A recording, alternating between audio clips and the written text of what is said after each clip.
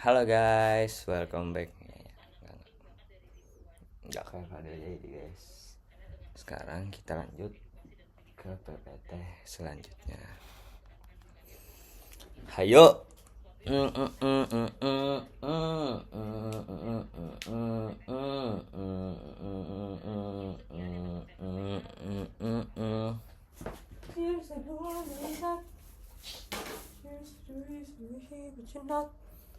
Bring back all the memories of everything we've been through.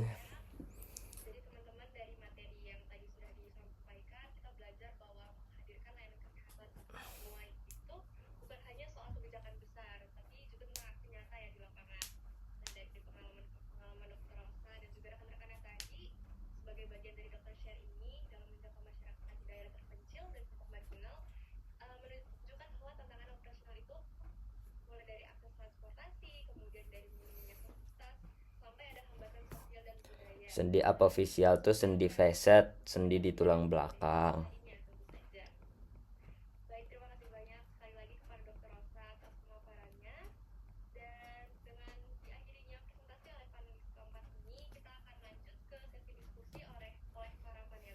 Sesi diskusi oleh panelis. Menyalakan kamera. What the hell? I don't want it. Gejala terjadinya sakit punggung berupa luka pada punggung, rasa seperti terbakar atau rasa ngilu, rasa sakit yang sangat padat punggung, kaki terasa lemah, sakit punggung yang akut kurang dari sebulan, dan sakit punggung yang kronis lebih dari 3 bulan. Pada kasus akut, nyeri pada punggung jarang dan timbul hanya pada kondisi tertentu seperti berdiri dan duduk atau mengangkat. Rasa nyeri timbul ketika melakukan gerakan ringan. Pencegahan keluhan di punggung ini dapat dilakukan dengan latihan berupa jogging, bersepeda, berenang sekitar 30-40 menit, dilakukan 3 kali per minggu. Melakukan fitness juga penting sehingga meningkatkan sirkulasi darah dan nutrisi pada semua jaringan tubuh. Terus kita lanjut pada leher. Pada leher, gangguan pada leher dapat terjadi akibat abnormalitas jaringan lunak dalam leher seperti otot, ligamen, dan urat saraf, serta dapat pula terjadi akibat area dekat leher seperti bahu, organ ekstremitas atas, atau rahang. Nyeri yang terjadi mungkin saja tidak berhubungan dengan struktur leher, tapi nyeri dapat terjadi karena nyeri pada bagian tubuh lain yang memberi pengaruh pada saraf sekitar leher. Gangguan pada leher dibagi menjadi 2, penyakit regeneratif atau inflamasi, dan cedera. Kita lanjut, muscle pain, otot. Sakit jenis ini disebabkan karena penggunaan otot yang lama atau gerakan repetitif. Hal ini menyebabkan menumpuknya zat sisa yang berupa asam laktat pada otot.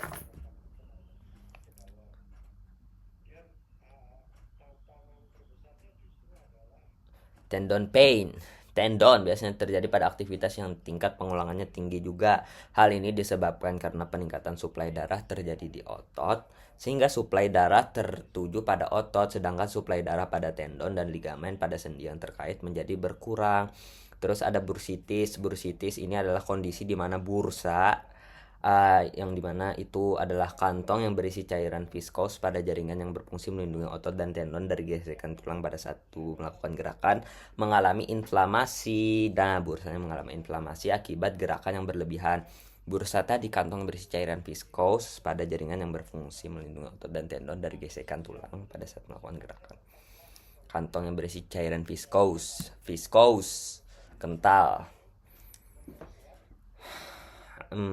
Berarti apa? Bursitis, bursa mengalami inflamasi akibat hypermobility, gerakan repetitif, cedera, atau infeksi. Terus ada apalagi neuritis. Neuritis merupakan gejala di mana saraf yang menginervasi otot rusak akibat gerakan statis dan repetitif, sehingga mengalami mati rasa dan kesemutan.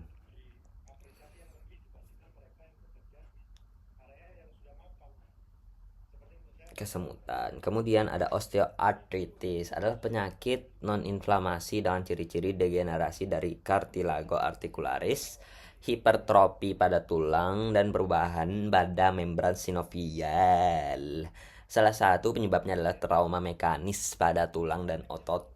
Gejala yang dirasakan adalah rasa kaku dan rasa nyeri pada sendi, bro. That's it. Terus ada perbedaan neuromuskular dan muskuloskeletal. Ini gambar sih. Neuromuscular disorders are diseases that affect neurons controlling the voluntary muscles.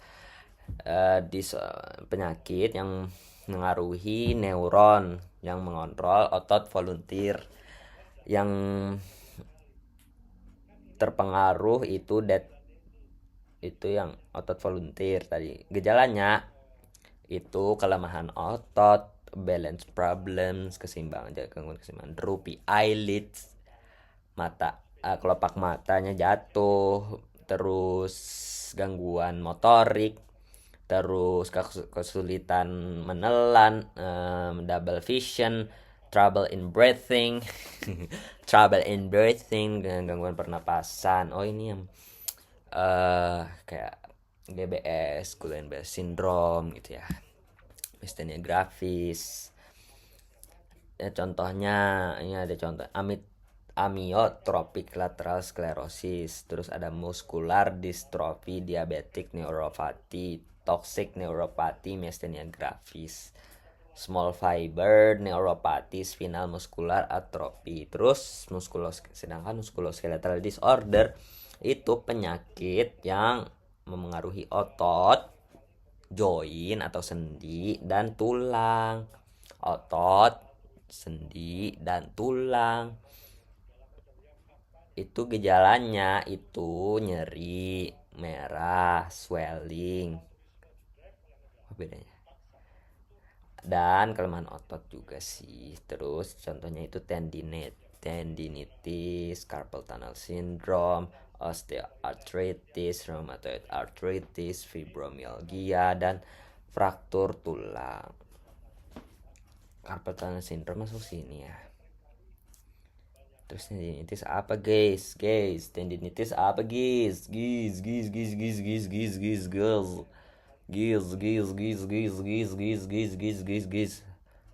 Kok ada remodeling tulang tiba-tiba di sini, cu? Udah kita jelasin dulu. Remodeling tulang perbedaan dengan pemulihan jaringan lunak hanya pada pembentukan jaringan perkapuran khas tulang akibat aktivitas osteoblast dan osteoklas. Sel pembentuk tulang ini berasal dari periosteum dan endosteum yang berada di daerah jejas, atau juga mungkin berasal dari sel primitif mesenkimal yang mengalami perubahan metaplasia atau berasal dari fibroblast jaringan ikat di sekitarnya. Penyembuhan tulang bisa begitu sempurna, bekas gangguannya tidak dapat dideteksi lewat hasil foto RO atau ronsen ataupun histologis. Penyembuhan fraktur tulang adalah model satu penyembuhan tulang. Sumsum tulang adalah jaringan kaya pembuluh darah. Pada fraktur dengan perdarahan, bekuan darah akan mengisi daerah antara dua ujung tulang patah, juga mengisi setiap rongga yang timbul akibat robekan jaringan sekitar tulang. Misalnya periosteum dan endosteum. Kemudian terjadi jaringan granulasi dalam jala bekuan darah. Pada hari kedua atau ketiga akan tampak kondroblast dan osteoblast yang berproliferasi dengan cepat di sekitar peri dan endosteum yang cedera. Menjelang akhir minggu pertama tampak pulau-pulau tulang rawan dalam jaringan granulasi yang mengganti bekuan darah. Gabungan dari jaringan fibroblast dan pulau-pulau tulang rawan merupakan menghubung bentuk fusiform yang cukup padat namun belum kuat betul dan menghubungkan kedua ujung patah tulang. Jaringan penghubung dikenal dengan sebutan kalus sementara prokalus atau jaringan lunak. Pada akhir minggu pertama ditemukan sedikit timbunan kalsium dalam matrik tulang rawan. Ditemukan sedikit timbunan kalsium mengalaskan prokalus dan berat kedua ujung. Untuk waktu lama osteoblast asal periosteum dan ini mulai membentuk osteoid, suatu matriks protein tulang. Akhirnya prokalus melintasi oleh mata jaring trabekula osteoid yang dibentuk secara acak. Kemudian terjadi kalsifikasi progresif trabekula osteoid dengan cara yang sama kalus sementara akhirnya diganti kalus tulang sehingga persatuan patahan kuat kuat. Namun terdapat kelebihan tulang dalam ruang sumsum tulang dan bagian luar sekitar lokasi patahan. Ini harusnya ada foto sih guys. Stadium pemulihan ini tercapai dalam 4 atau 6 minggu. Kelebihan tulang dalam ruang sumsum tulang maupun sekeliling patahan akan dihilangkan kembali perlahan diabsorpsi osteoklas. Trabekula akan diperkokoh lebih lanjut oleh non-neo osteogenesis dan kalsifikasi yang meningkat dalam bentuk tulang normal. Tekanan atau arah gaya berat tubuh menuntun pola remodeling ini. Akhirnya ruang sumsum tulang pulih kembali seperti semula sebelum patah. Kok ini udah penyembuhan guys. Ya udah sih. Faktor-faktor yang berhubungan dan penyembuhan patah tulang diantaranya imobilisasi yang adekuat pada awal itu biasanya kan. Bila tidak diimobilisasi yang kuat, trabekula osteoid yang berkapur tidak akan terbentuk. Nah, ya trabekula osteoidnya tidak terbentuk, maka sebagai intinya terbentuk jaringan fibrosa berkolagen pengganti kalus. Jaringan lunak yang akan menghambat kemungkinan pemulihan tulang selanjutnya. Sisipan jaringan lunak yang berdekatan di antara kedua ujung patahan akan menghambat pertumbuhan pembentukan jembatan tulang baru di antara kedua ujung patahan tulang. Perdarahan. Bila perdarahan berlebih akan terbentuk kalus sementara yang luas dan memerlukan lebih banyak waktu untuk menggantinya. Di samping itu akan terbentuk kalus tulang yang lebih besar dan akhirnya perlu diubah bentuknya dan dibuang. Infeksi ini merupakan komplikasi gawat. Bakteri yang masuk ke dalam bekuan darah akan merajalela. Infeksi berakibat kerusakan jaringan dan juga menghambat penyembuhan. Suatu pertimbangan tambahan pada pemulihan tulang adalah metabolisme yang meliputi aliran nutrisi dan minyak kalsium. Adalah yang terpenting apabila rusak berakibat fragmen tulang dan itu yang divaskular menghambat menghentikan luka. Memerlukan 100 hari untuk memperoleh 70-90% daya rentang kulit. Daya rentang kulit perlu 100 hari itu sekitar 70-90%. Luka yang ditangani akan memiliki kekuatan 70% dari kulit sehat. Apabila jahitan dilepas pada akhir minggu pertama, kekuatan luka hanya berbeda 5-10%. Nah, baru kita jelasin yang hipertrofi.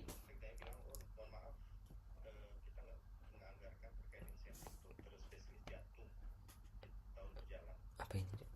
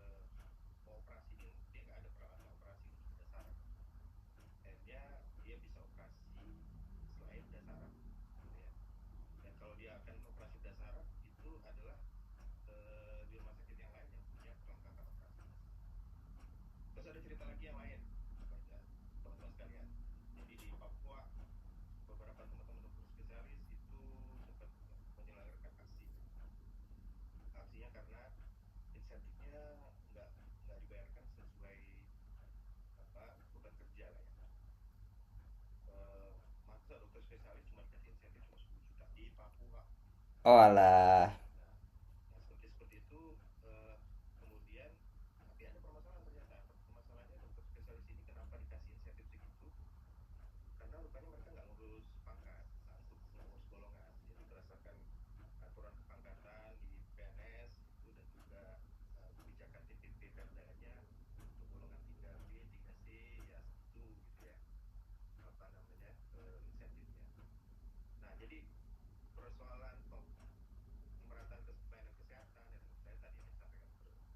Lah.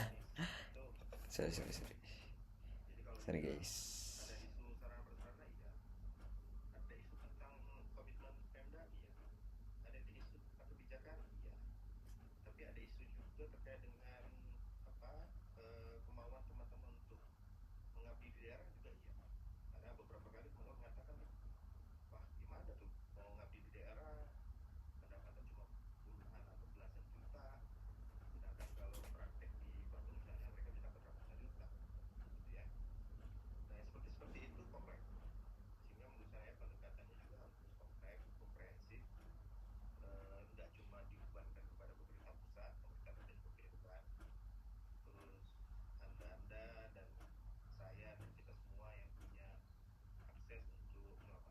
The fuck?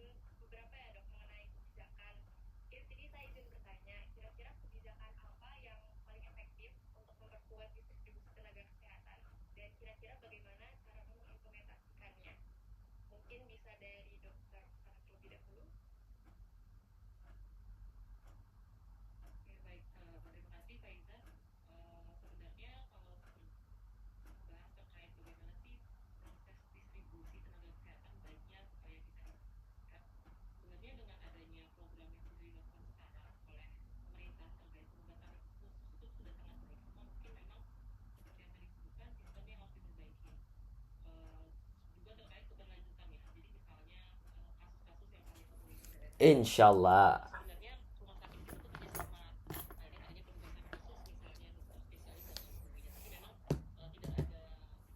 Hipertrofi. Penambahan ukuran sel atau jaringan bukan jumlahnya.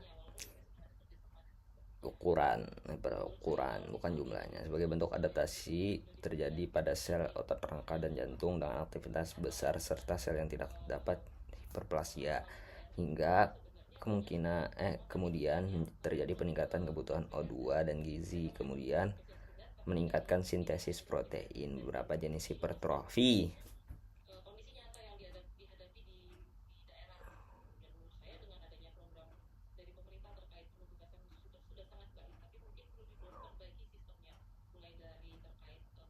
Hipertrofi fisiologis, olahragawan. Hipertrofi patologis, hipertrofi otot jantung karena hipertensi. Hipertrofi kompensasi akibat ambil alih fungsi organ lain, misal hilangnya fungsi salah satu ginjal membuat ginjal lain mengalami hipertrofi.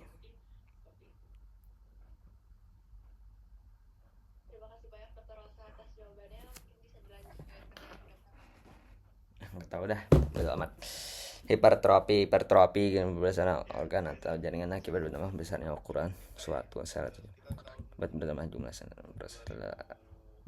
Respon adaptif akibat peningkatan beban kerja yang terima oleh sel atau jaringan terkait.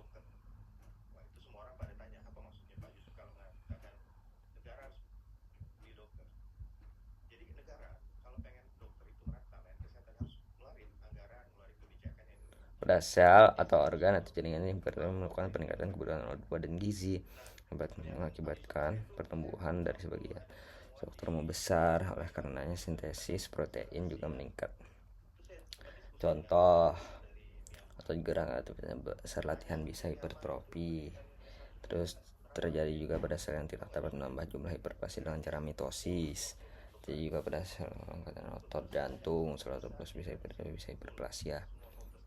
Tiga jenis hipertrofi hiperpatologis, jantung kiri akibat hipertensi, kompensasi akibat mengambil alih fungsi organ lain.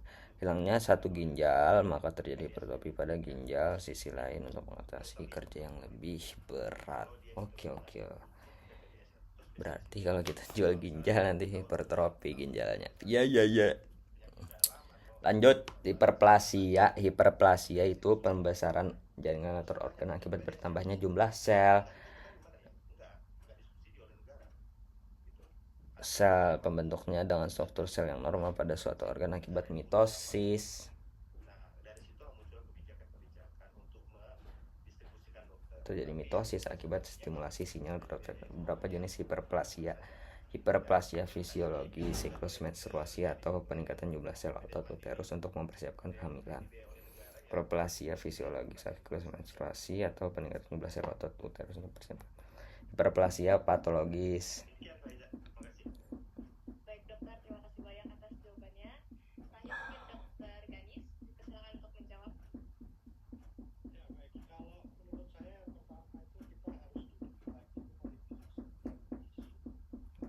Akibat stimulasi hormonal juga bisa. Tampilan normal penjar gangguan ada itu akibat operasi.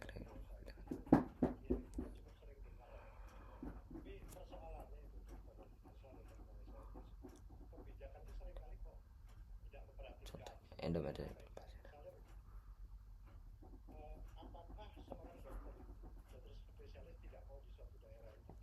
Hiperplasia kompensasi pengangkatan atau pembedahan sebagian jaringan.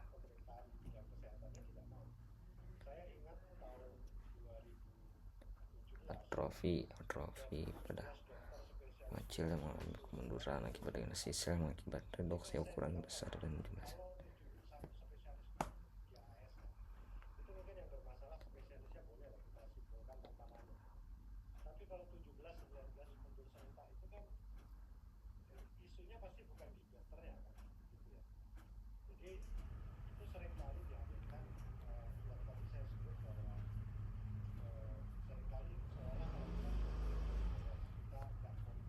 Penurunan ya sehingga kebutuhan akan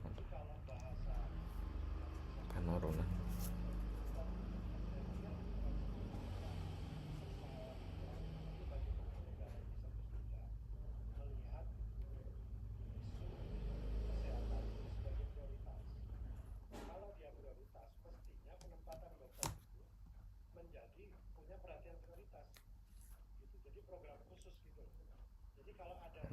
Gizi berkurang sehingga sebagian besar struktur intrasel.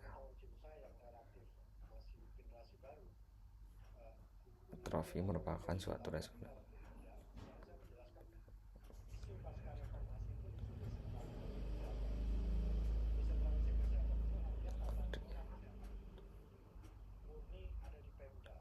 umumnya terjadi akibat disuse nutrisi yang inadekuat akibat suplai darah yang kurang. Bisa juga timbul akibat sakit kronis yang keadaan tubuhnya memerlukan banyak perhatian dan cadangan yang ada di otot.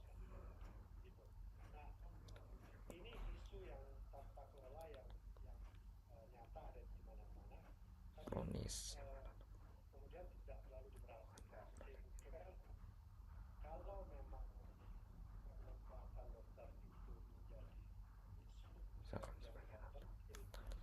sehingga terjadi mobilisasi lumpuh bagian terkait. Enzim khusus hormon pertumbuhan sel atau organ pengecilan ovarium menopause atau karena aging lansia akibat kerusakan sebagian otot sel saraf sehingga terjadi lumpuh bagian terkait.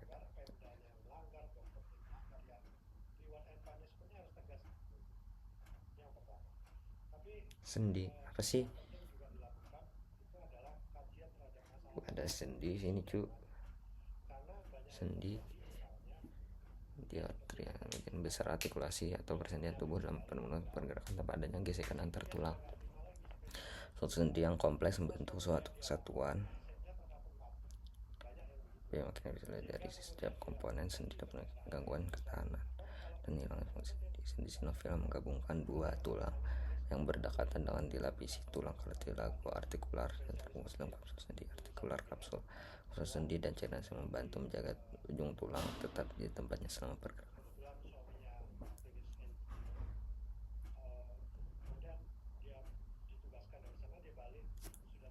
kita visi lagi.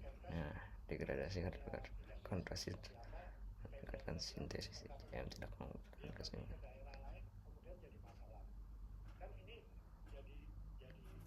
Karena hilang dari matriks 3F beta untuk meningkatkan metabolisme dan menurunkan regulasi MMT dan berantem tekanan pada tulang subkontra jadi modeling aktivasi oksidasit abnormal, kerusakan struktural, akumulasi produk sisa pemecahan.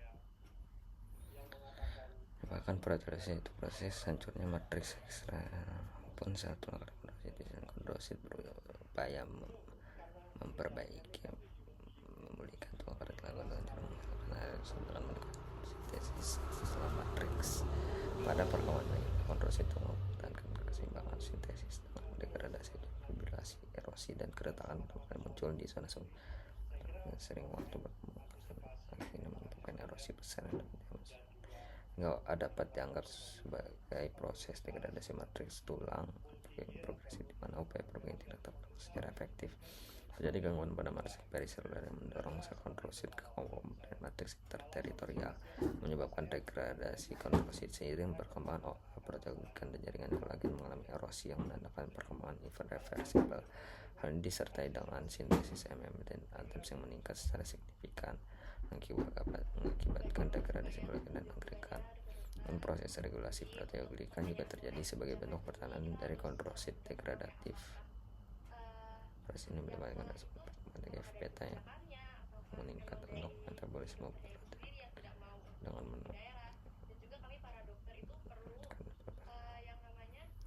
kondrosit degradatif.